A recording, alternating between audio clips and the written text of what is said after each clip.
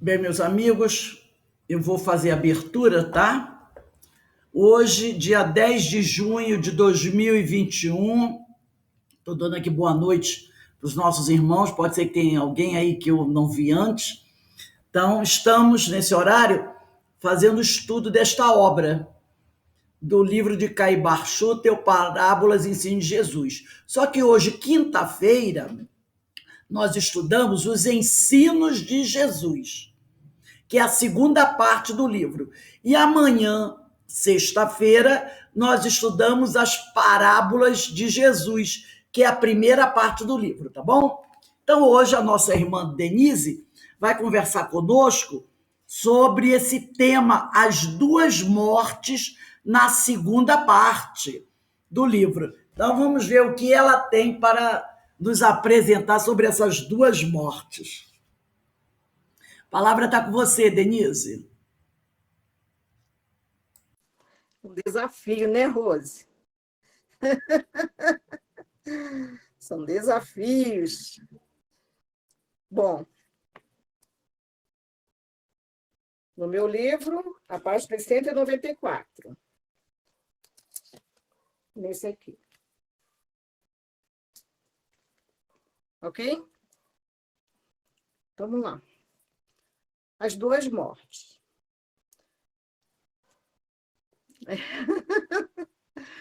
Tá bom, vamos esperar um minutinho aí, Aninha.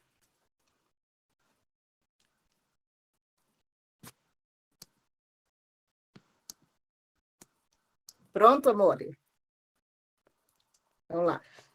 Vendo Jesus uma multidão em redor de si, mandou passar para a outra margem do lago. E chegou um escriba e disse-lhe: Mestre, seguir-te-ei para onde quer que fores. Respondeu-lhe Jesus: As raposas têm seus covis, e as aves do céu seus pousos. Mas o filho do homem não tem onde reclinar a cabeça. E um outro discípulo disse-lhe: Senhor, deixa-me ir primeiro enterrar meu pai.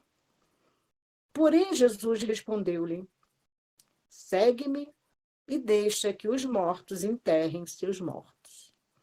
Está em Mateus, capítulo 8, versículos de 18 a 22. Então, vamos lá em Mateus, capítulo 8, versículo 18.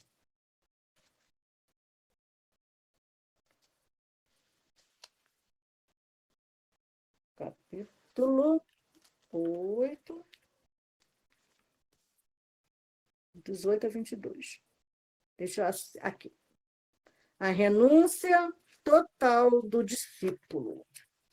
Tem de subtítulo a renúncia total do discípulo. Passar para cá, porque eu tenho aqui do outro estudo marcado no mesmo Bíblia.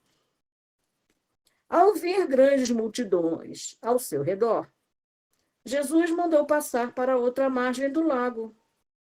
Então o escriba se aproximou e disse-lhe, eu acabei de ler, né? Mestre, eu te seguirei onde quer que fores. E Jesus lhe disse, as raposas têm tocas e os pássaros do céu ninho. Mas o filho do homem não tem onde repousar a cabeça. E outro de seu discípulo lhe disse, Senhor, o primeiro era um discípulo, né? Que é um escriba. Depois, outro de seus discípulos, né? Está explicando isso aqui. Outro de seus discípulos lhe disse, Senhor, deixa-me ir primeiro enterrar meu pai. Jesus, porém, lhe respondeu, segue-me e deixa que os mortos enterrem os seus mortos. Então, tanto aqui, como nesse... Está falando que outro de seus discípulos.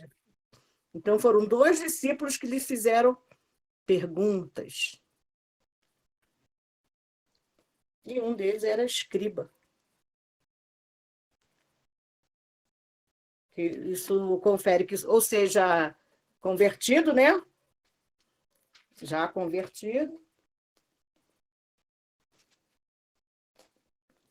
E o seguia. Então, quando Cairbar Schutter cita essa fala de Jesus, em que ele fala em enterrar, que o rapaz pede para deixar enterrar o pai, e ele diz: deixa que os mortos enterrem seus mortos. Na visão de Cairbar, e conforme a gente vai lendo o texto dele, nós percebemos o quão amplo que é, né, essa palavra de Jesus, quanto é ampla essa concepção, que a gente, se for levar o pé da letra, fica assim, né? Nossa, que rigidez de conceitos, né? Ah, não, vai enterrar pai, não, deixa que o morto enterre pai. É como se fosse largar o pai para lá, né? A família para lá. Ou a dor dele de perder o pai. Né?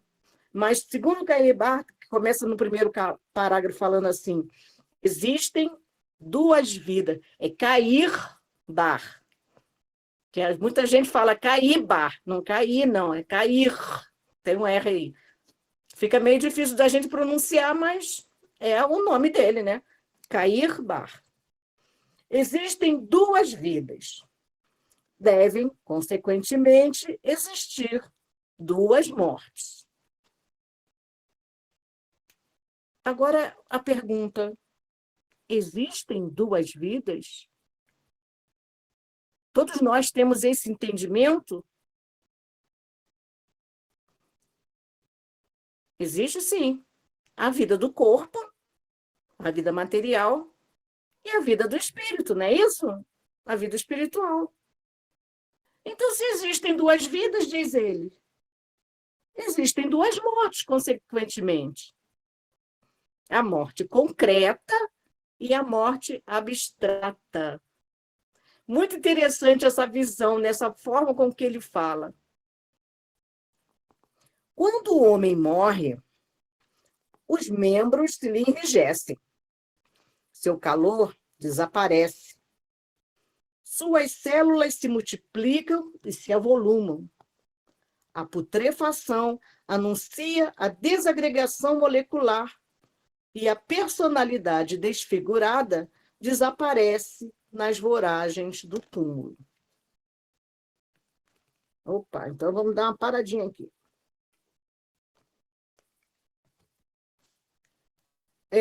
Também Emmanuel cita essas duas mortes, tá? E essas duas vidas, no livro Intervalos, do capítulo 10, de título Mortos-Vivos.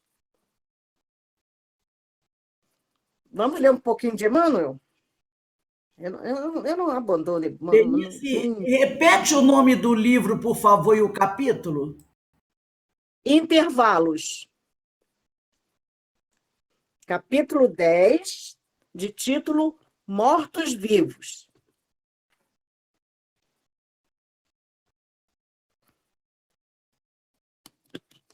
E Emmanuel inicia assim: assim como o princípio germinativo da semente é colocado na cova do barro para desenvolver-se entre as vidas microscópicas que constituem a Terra, aí faz um paralelo. O espírito humano é situado no vaso da carne, entre as forças celulares que lhe tecem o corpo, a fim de criar qualidades sublimes que o erguem, em definitivo, à gloriosa imortalidade. Contudo, muitas almas fazem do veículo físico simplesmente um sepulcro a que se agregam enfermiças e indolentes, coladas à morte moral, que trazem consigo a maneira da tartaruga que se algema a carapaça. Opa, o que Emmanuel quer dizer com isso? Muitas almas fazem do veículo físico do nosso corpício um sepulcro que se agregam enfermiças e indolentes à maneira coladas à morte moral. Então existem duas mortes: a morte física do corpo e a morte moral. E o ser humano fica colado a essa morte moral, colado ao corpo. Opa, então ele está vivo do corpo e morto moralmente. Vamos ver como é que isso ocorre. E Emmanuel continua. E a existência no mundo lhes corre instintiva e obscura no velho roteiro dos animais. Voltemos a cair barchudo. No parágrafo 3. Quando a alma morre, é o senso moral que se enrijece e o frio da descrença caracteriza o cadáver. São as más paixões que denunciam a decomposição do indivíduo e ei-lo sepulcro ambulante, em trânsito pelas necrópolis dos vícios, ostentando suntuoso mausoléu. Quer dizer que os corpos vivos são sepulcros ambulantes. Então, são como sepulcros que andam por aí, para lá e para cá. Mas as pessoas estão vivas em matéria, materiais, corpos materiais. Mas são mortos da alma. Como diz o Emmanuel, ligado como se fosse uma tartaruga, que a cabeça, o corpo é ligado àquela carapaça. Tem a parte de fora, né? Como se fosse somente uma couraça. Somente o corpo. Mas por dentro, como é que está essa alma? Morta moralmente. E é, como ele diz, que essa existência corre instintiva, nos instintos, na obscuridade, no velho roteiro dos animais. O que acontece com os animais? São instintos. O que domina neles é o instinto. Então, essas pessoas, esses seres mortos moralmente, vivem como animais. Que Emmanuel diz que alimentam-se. Ele dá uma lista das coisas que os animais fazem instintivamente.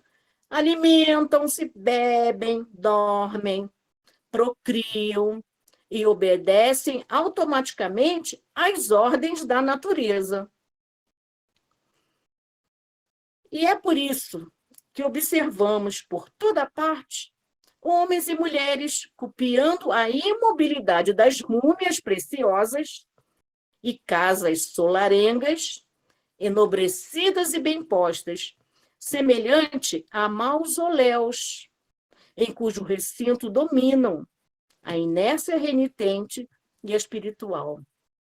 Então, a morte moral é a inércia espiritual.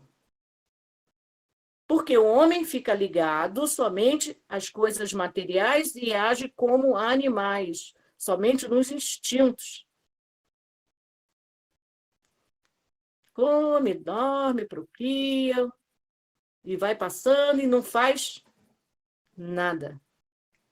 Nada em relação à orientação, à direção da sua espiritualidade, em desenvolvimento da sua espiritualidade.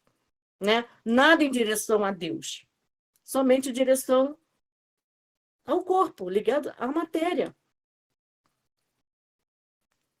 Continuamos.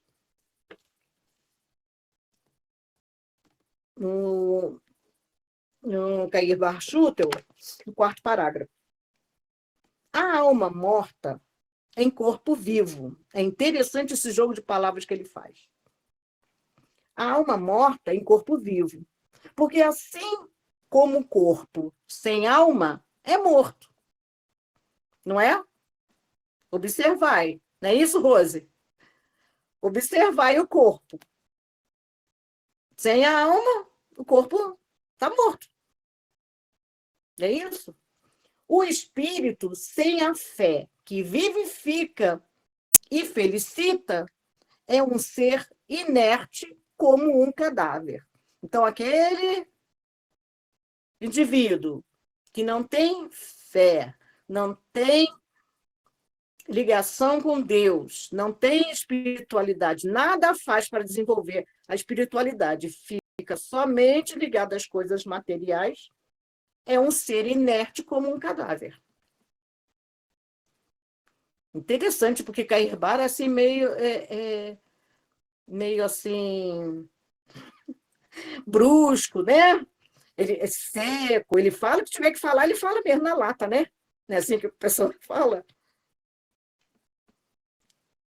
Ele tem essa característica de falar abertamente as coisas, sem rodeios, sem ficar adorando a pílula.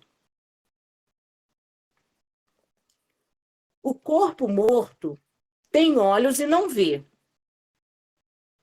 tem ouvidos e não ouve, tem boca e não fala, tem cérebro e não raciocina, tem braços e não se move, tem pernas e não anda, tem nariz e não cheira. O tato desaparece e até o coração, o fígado, o estômago, os intestinos, que produzem trabalho mecânico, jazem quedos, inertes, glaciais. A alma, como quando morta, também perde a sensação e a percepção. Não pensa, não sente a vida, não percebe a moral, nenhum som, nenhuma cor, nenhum perfume, nenhum ato generoso, nenhuma ação divina consegue despertar esse Lázaro, entre aspas, encerrado em sepulcro de carne. E quantos cadáveres vivos nós conhecemos e vemos andando por aí, não é? Inúmeros, inúmeros defuntos vivos nós temos por aí. Então, você vê essa comparação que ele faz, né? Uma simbologia muito boa. Então, o cadáver, ele fala que tem cérebro, não pensa, tem olhos e não vê, tem ouvidos e não escuta. Né? Então, ele não precisa desses órgãos, né? Porque eles não cumprem a função deles. Não é ver o que está morto, o corpo que está morto, O o corpo de famoso carne. ocioso, o ocioso, não é? Ocioso da alma. Quer que o mundo termine em colchão para ele morrer dormindo. Tinha uma amiga que dizia assim, quer que o mundo termine em barreira, não? Esqueci. Em barranco. Morreu em barranco para morrer encostado. Pois é. Então, e ele faz essa comparação com Lázaro, porque o que acontece com Lázaro? A gente sabe dessa história de Lázaro, né? Da passagem que Jesus foi ressuscitá-lo. Mas ressuscitou-o porque ele dizia, Lázaro não está morto, Lázaro dorme. E ele diz aqui, o Carribar fala, ele faz essa comparação com Lázaro, falando que nenhum perfume, nenhuma ação consegue despertar esse Lázaro encerrado em sepulcro de carne. Jesus falou que ele dormia. Mas a família, o que a família pensava? Que realmente ele estava morto. Estava até enterrado, amarrado, né? Enrolado em gaze, né? E o Lázaro era um que dormia para o mundo, quando Jesus diz que ele dorme. Porque, segundo as pesquisas que... Assim, as breves pesquisas que vi sobre essa situação de Lázaro, porque ele precisou fazer aquele esforço, quando Jesus fala, tirem a pedra, né? Jesus não fez nada por ele. Então, fez com que ele fizesse o esforço de acordar, de levantar, de seguir.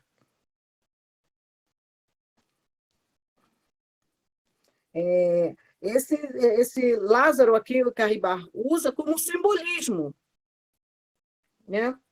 Que Lázaro estava morto, sepultado, enfaixado.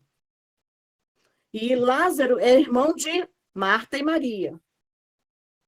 Aí a gente, quando fala em Marta e Maria, a gente lembra da passagem daquela que Jesus foi visitar, a casa de Marta, e Marta toda pronta, fazendo tudo que tem dentro de uma casa para poder receber Jesus, mandando vir os pescadores trazer o peixe, né?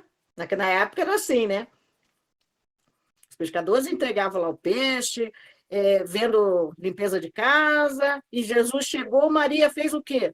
Correu para perto dele. Aí muita gente fala assim, coloca como se Marta, por estar ocupada nas coisas materiais, Marta fosse uma mulher, assim, em relação a Maria, porque estava presa às coisas materiais. E Maria, como estava presa às coisas espirituais, aproveitava a vinda do Cristo. Então, vou dar uma defesa em Marta, né? Ora, presta atenção, alguém tinha que fazer as coisas, né? Porque eles não tinham que comer, eles não estariam ali, não dormiriam ali, não ficariam ali. Então, a parte material alguém tem que fazer.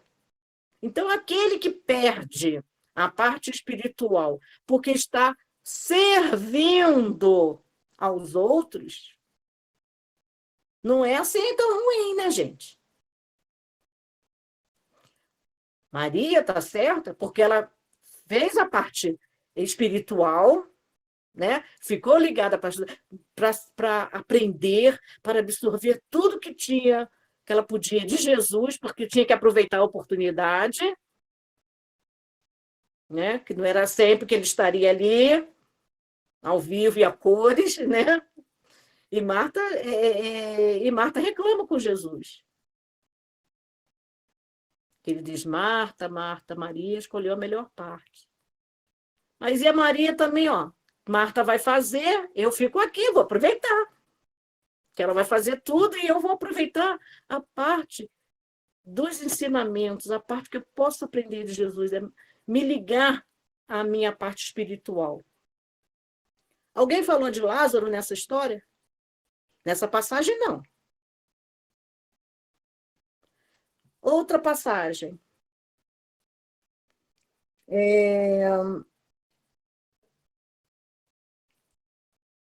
Uma que eles estão... que foi da morte dele, né? Lázaro era aquele que dorme. Então, Maria tem uma posição aí nessa história, Marta tem outra posição na história, e Lázaro. Lázaro é aquele que dorme. Então, estava dormindo para as coisas espirituais. Lázaro.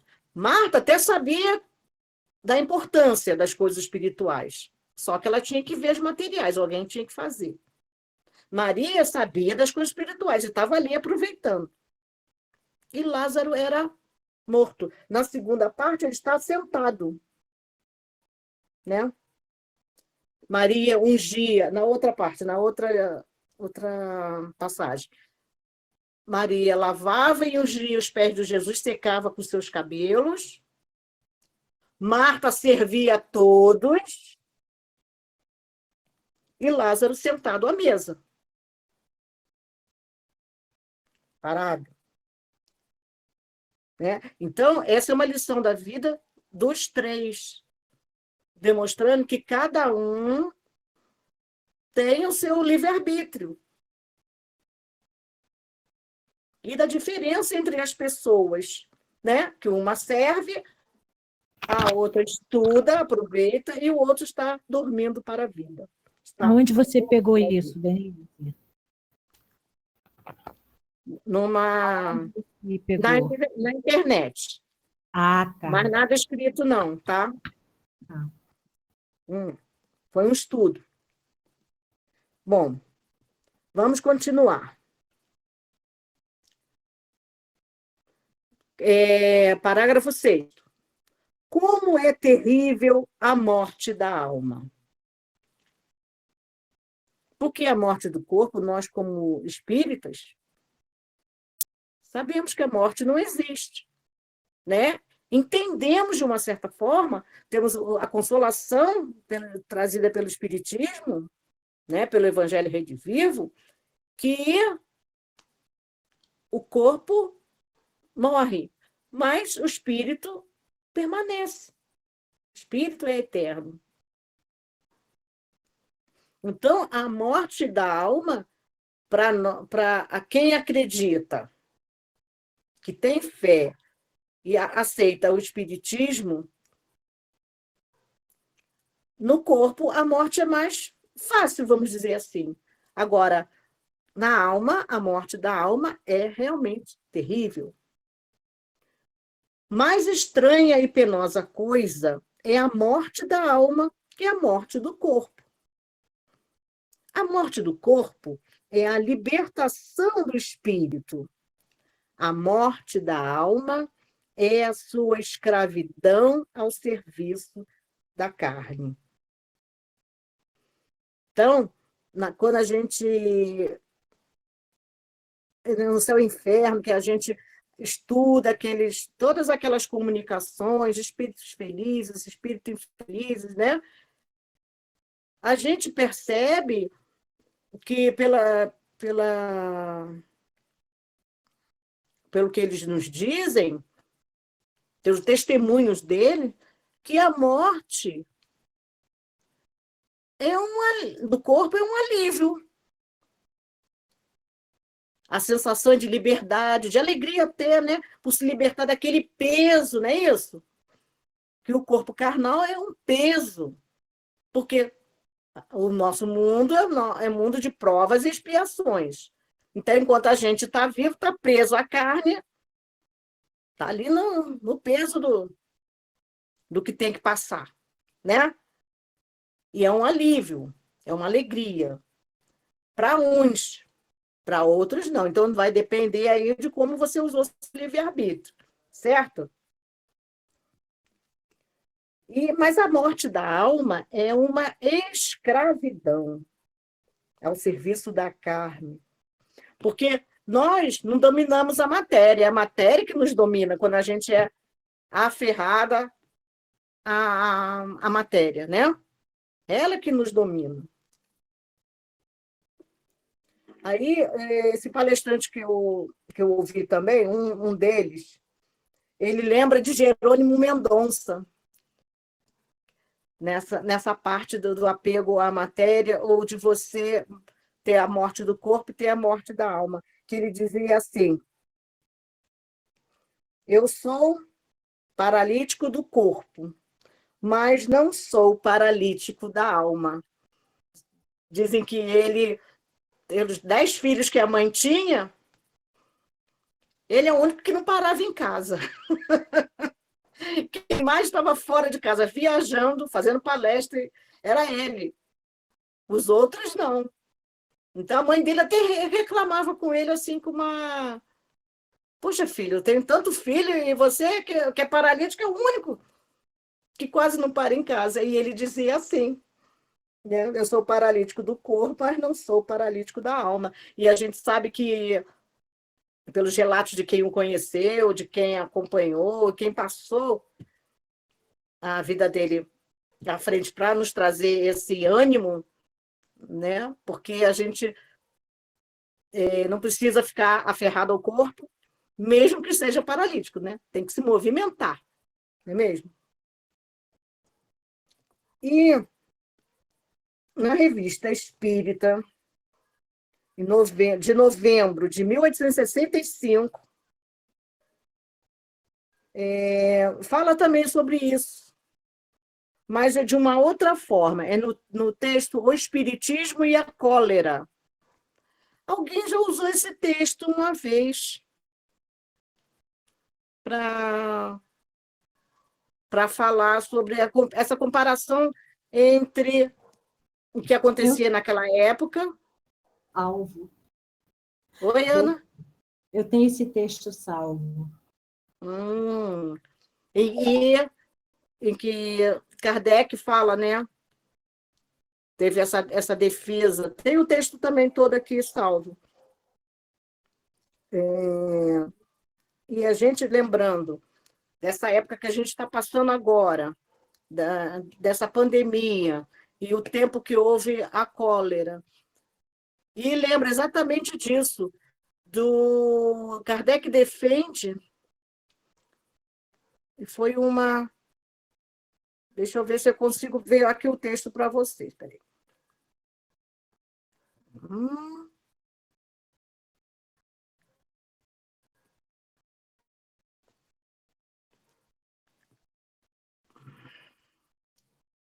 Aqui.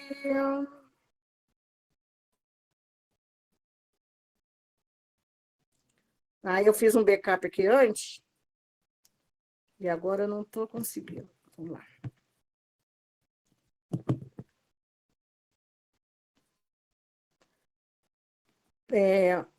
Mortos-vivos, e Espiritismo e a Cólera. Porque o Espiritismo é acusado naquela época, eu vou fazer um breve resumo. Era assim, comparado a uma virose, né? Que o Espiritismo estava contaminando as pessoas, como se fosse uma peste contaminando as pessoas. E como houve a cólera naquela época, que contaminou. Então, fazem uma comparação do espiritismo como se fosse uma cólera, um vírus que contaminasse todo mundo. E do Dr. Demeuri é a comunicação. Eu conseguindo acessar aqui, eu passo para vocês, tá? E falando exatamente isso, porque o espiritismo dá aquela consolação. Então, diz que os espíritas não teriam medo de pegar cólera, estariam como que blindados da cólera, porque o espiritismo não tinha medo, quem tinha consolação não tinha medo de morrer. Então, foi uma defesa muito grande que ele fez do espiritismo. Bom, quando a gente falou do texto de Emmanuel, que ele fala que os homens, os mortos vivos, né? Que obedecem automaticamente às ordens da natureza, né? Que são... Muitos vivem em castelos ricos, mas não fazem nada. Esses são os mortos da alma. Mais um pedacinho de Emmanuel.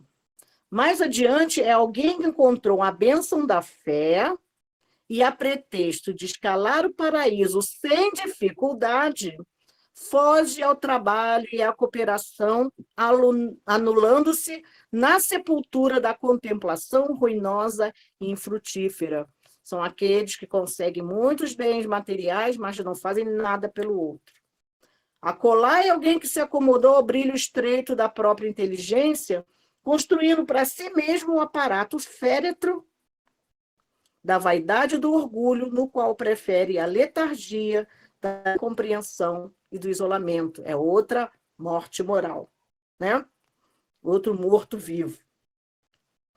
Recorda o tempo que, em nome do Senhor, diz Emmanuel para a gente, recorda o tempo que, em nome do Senhor, te segue os passos da infância, a senectude, e aproveita-o na criação do elevado destino que te cabe atingir. Desperta e viva. Aprende e serve. Levanta-te e caminha. Então, Emmanuel, quem é que são os mortos-vivos? Muitos de nós, né? Os humanos.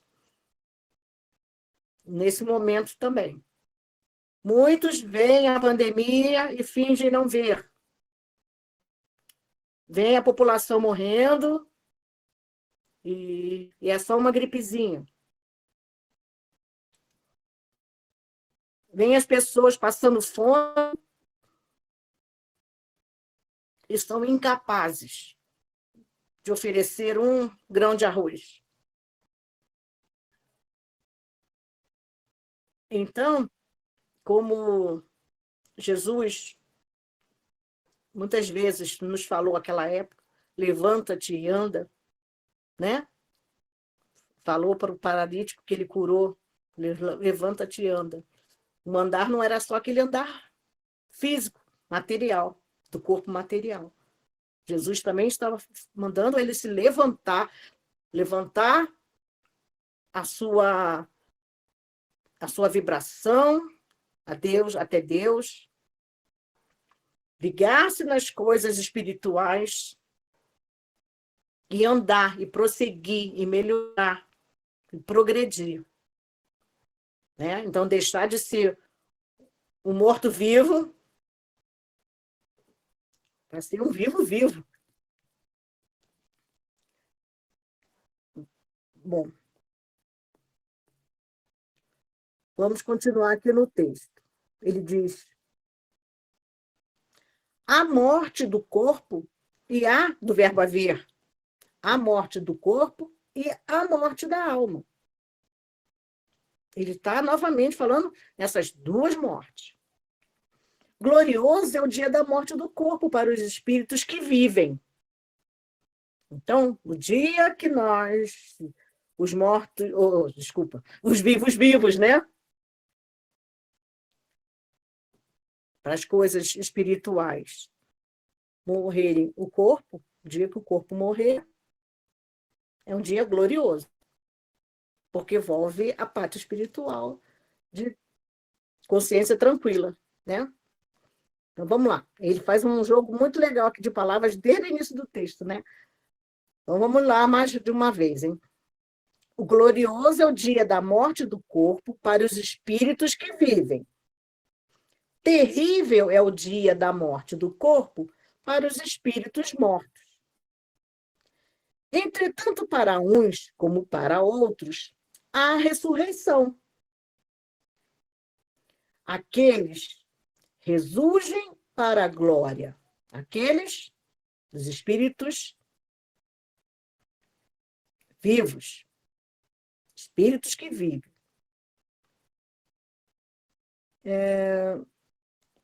Vou olhar. E estes, quer dizer, os espíritos mortos da alma, né?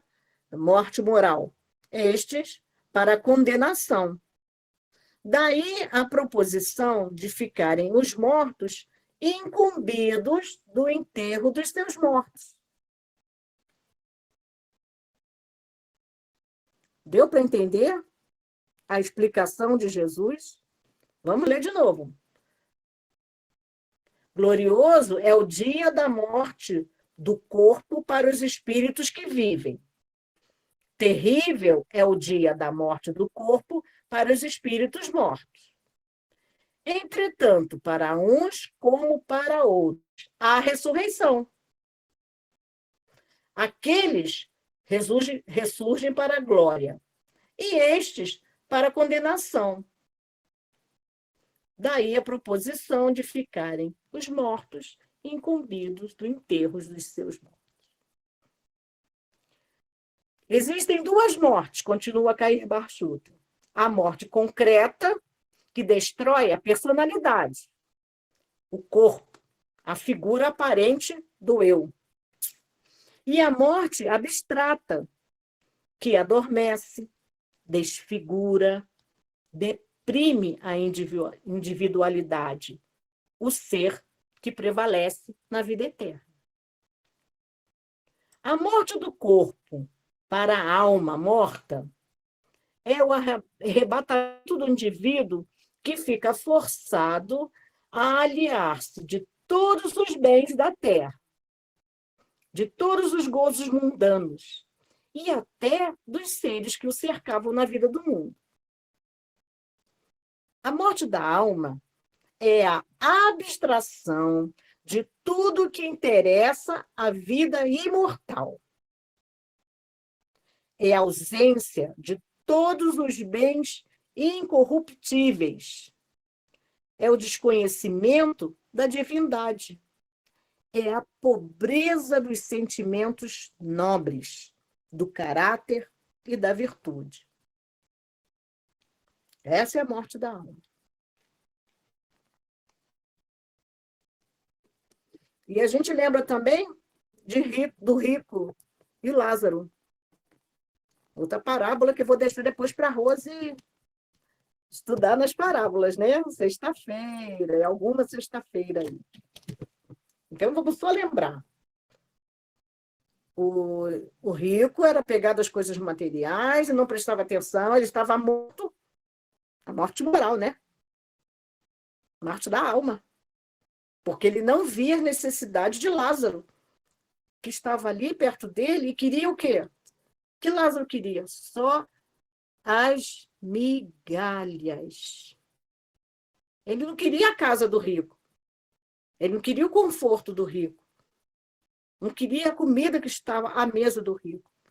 Ele queria apenas as migalhas. A gente também não pode fazer essa comparação? Interessante? Um era rico, um era vivo do corpo, mas morto da alma.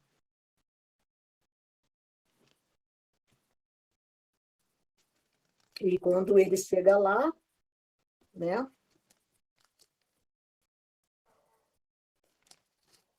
Quando ele chega lá, vê Abraão e pede, se sentindo com a boca seca, necessitado, se sentindo necessitado. Ele pede a Abraão que mande Lázaro molhar a ponta do dedo e aliviar um pouco a sua sede. Bom, e no Evangelho segundo o Espiritismo, nós temos outro exemplo. No capítulo 2, no item 8. Eu falei que eu estava com o Evangelho marcado com duas marcações. Ó, capítulo 2, item 8, que fala nas instruções dos espíritos numa realeza terrestre. Lembram? Quem melhor do que eu pode compreender a verdade destas palavras de Nosso Senhor? O meu reino não é deste mundo. O orgulho me perdeu na terra. Quem, pois, compreenderia o nenhum valor dos reinos na terra, se eu o não compreendia? Que trouxe eu comigo da minha realeza terrena? Nada, absolutamente nada. E como que para tornar mais terrível a lição, ela nem sequer me acompanhou até o túmulo. Rainha entre os homens, como rainha, julguei que penetrasse no reino dos céus. Que desilusão, que humilhação, quando, em vez de ser recebida aqui qual soberana, vi acima de mim, mas muito acima, homens que eu julgava insignificantes e as quais desprezava, por não terem sangue nobre. Oh, como então compreendi a esterilidade das honras e grandezas que com tanta avidez se requestram na terra. Essa rainha que também, ao retornar, viu a sua verdadeira condição.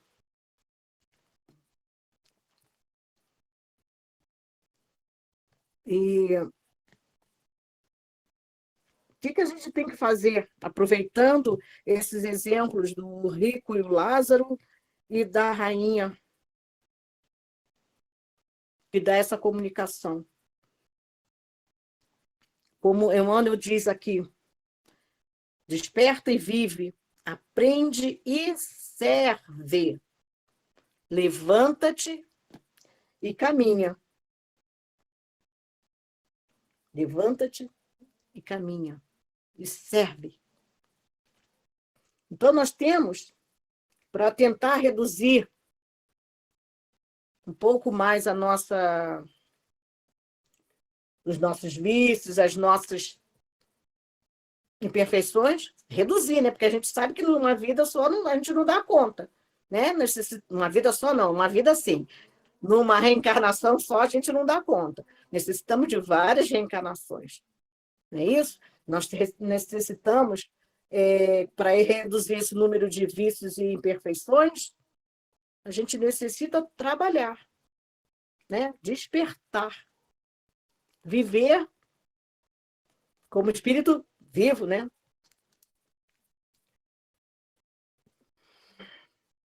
Assim como Jesus disse ao paralítico, levanta-te e anda, nós temos que aprender e servir.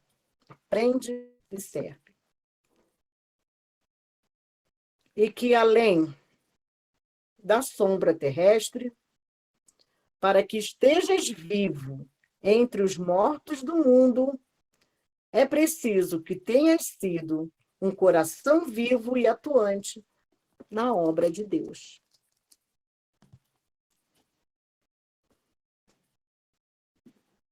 Então, é o que eu Denise, trouxe, duas mortes. E vamos terminar o último parágrafo. Oi, Aninha, fala. eu me lembrei da Condessa Paula. Condessa Paula. É, Me relembra aí. velho.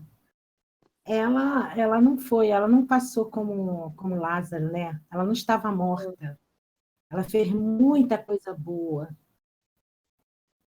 Entendeu? Aí eu me lembrei. Sim, sim. Lembrei dela, mas assim, bem, bem longe. Vou pesquisar. Deixa eu anotar aqui. Onde você... Capítulo que ela está.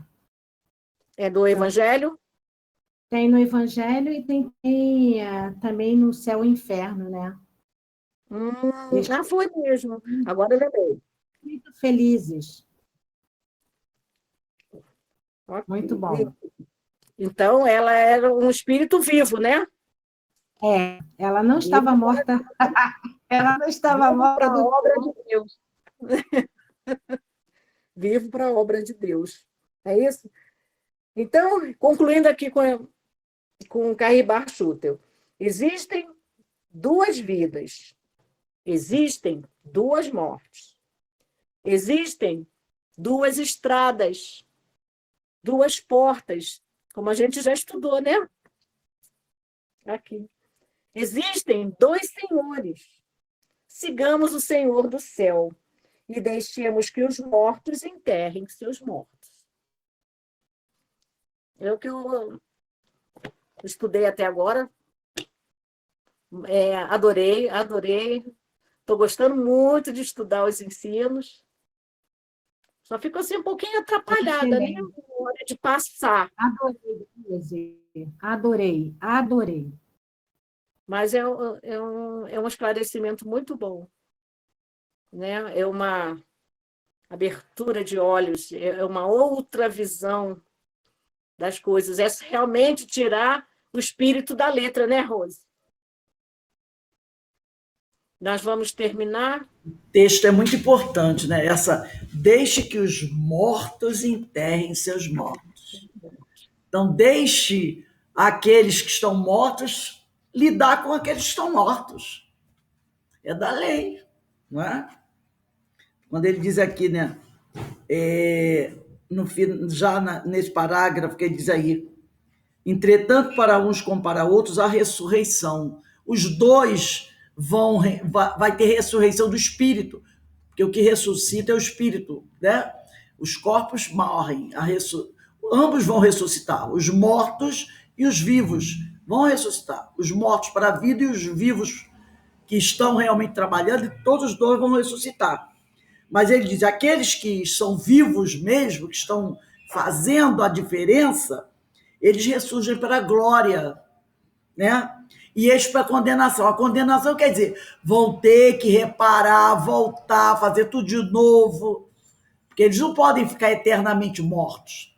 Tem que mudar essa vibração, né? Tem que mudar isso. Aí depois, daí a preposição de ficarem os mortos incumbidos do enterro dos seus mortos. Né? Então, cada um com o seu cada um. Muito bom esse texto, a visão dele, nossa, espetacular. Muito bom esse texto. Um alerta para todos nós, né? Onde é que nós vamos nos colocar? Entre os vivos ou entre os mortos? Então, a gente... Eu fiquei me perguntando, eu estou morta, eu estou viva. A gente tem que lembrar disso. Vivos ou estamos mortos? Às vezes a gente morre um pouquinho, né? Mas a gente não... eu achei que eu estava viva, sabe? Vamos fazer o seguinte, quando a gente... Essa coisa de... Como o pessoal diz assim, você pode deixar até o urubu pousar na sua cabeça, não vai fazer ninho, não. Então, você pode até ficar de vez em quando, mas tem que tratar de pular logo e ficar em pé. Não podemos nos tentar. É esperta. Acomoda o perigo, é a acomodação. A pessoa se deixa, vou ficar um pouquinho morta. Vou ficar mais um pouquinho. Daqui a pouco, entendeu? A acomodação é muito perigosa. O ócio é muito perigoso. A gente tem que estar sempre em atividade, buscando, né, fazer alguma coisa, aprender, crescer, para que a gente possa usar tudo isso que a gente aprendeu para o bem. E ficar sempre muito vivo. Porque deve ser muito triste a pessoa passa uma reencarnação toda e depois perceber que ela estava morta. Pois é. É isso aí. É ficar vivo entre os mortos do mundo, mas precisa ser um coração vivo e atuante na obra do Senhor. Exatamente. Atuante, caminhar, avançar. Temos que estar muito vivos. Bem, meus amigos, a gente está encerrando. A gente vai fazer uma prece, tá, para encerrar, e daqui a pouco nós estaremos de volta com a nossa companheira, que nós vamos ter a nossa palestra, que vai ser o tema Evangelho segundo o Espiritismo, capítulo 12, item 14 a 16. Continuaremos a falar do duelo. Nós começamos falando do duelo, explicando como é que funciona esse duelo, e vamos concluir, né, hoje o tema do duelo, que é outra coisa também muito importante. Então, eu vou pedir para a nossa irmã Ideína fazer a nossa prece de encerramento do nosso estudo, e com 19h40 nós voltamos para a nossa palestra.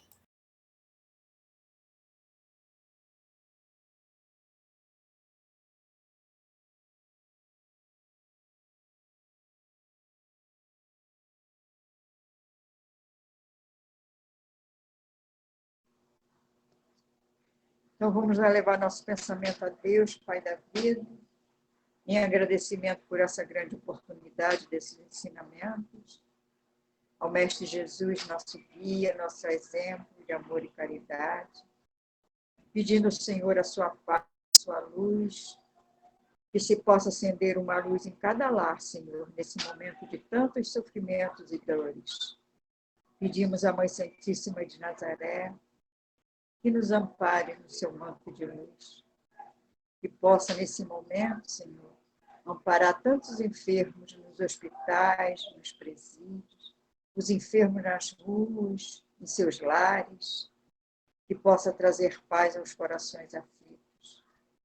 E assim, Senhor, em agradecimento, vos rogamos a sua paz, a sua misericórdia, hoje, agora e sempre, Senhor. Que assim seja. Graças a Deus. Então, vamos dar uma paradinha aí até 19h40, quando retornamos para a nossa palestra, tá bom, gente? Um beijo aí para vocês. Beijo.